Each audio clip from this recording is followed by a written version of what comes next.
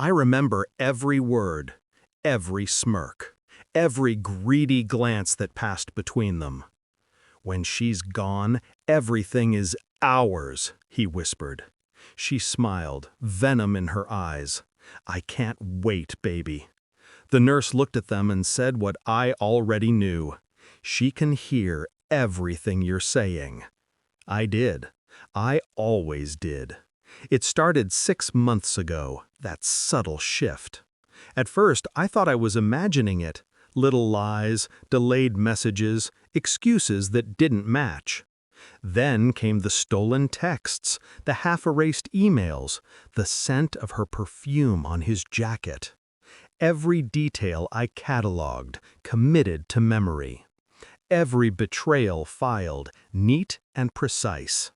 I didn't confront. I watched. I learned. I waited. I met him 10 years ago, under a sky that felt like promise. His hand in mine, his laughter weaving through my chest. We were unstoppable, or so I believed. I built a life around that belief, home, career, dreams. And he dismantled it in quiet, almost imperceptible increments, leaving nothing but shadows. The realization hit like ice. The calls, the laughter behind closed doors, the sudden business trips, all signs of the other woman weaving into our life, into my life. They thought I was blind, foolish, weak. I let them think it. I began my own work in silence. I documented everything. Bank transfers, social invitations, clandestine meetings.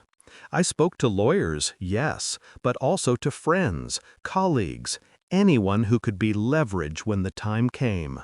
I didn't need to yell or cry. My revenge would be surgical. Perfect. The plan took months. First, financial disentanglement. I secured my assets, created accounts he didn't know existed, and quietly transferred property deeds. Then, social isolation.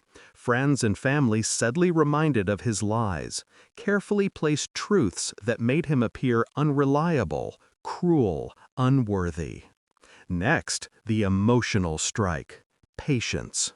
I waited until the perfect moment, when they believed their victory inevitable. And now, here in the hospital room that smelled of antiseptic and inevitability, it was all laid bare.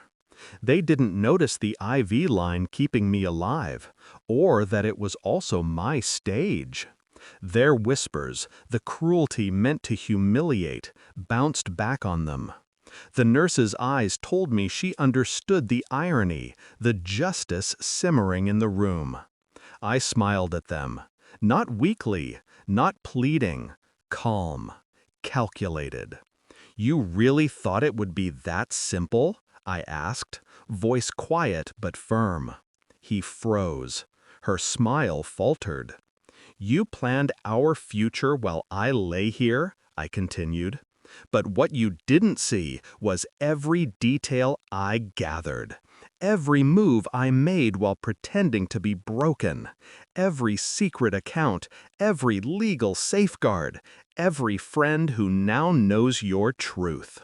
They couldn't speak. I watched their panic unfurl, slow and exquisite, like a flower wilting in reverse bloom. "You were careful," I said. "I'll give you that." But I was more careful and more patient. I let it sink in, let them squirm in the realization of their impotence. The trust they shattered, now a weapon I wielded with precision. They had imagined victory. Instead, they received exposure. Financial ruin, social humiliation, and the satisfaction of watching their confidence crumble into dust. I walked them through every step, calm, almost gentle, showing them their downfall piece by piece. And through it all, I didn't scream. I didn't cry. I let their own betrayal echo in the empty space they had once filled with lies. Afterwards, I left the hospital room. Not vengeful, not broken, empowered. Every move measured, every consequence executed. They were stripped of the power they had taken for granted.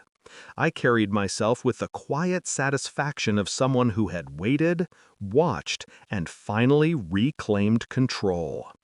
Justice doesn't always roar. Sometimes it whispers through meticulous planning, and the silence afterward is louder than any scream. I was silent. They were exposed. And in that stillness, I found peace. I had survived. I had risen.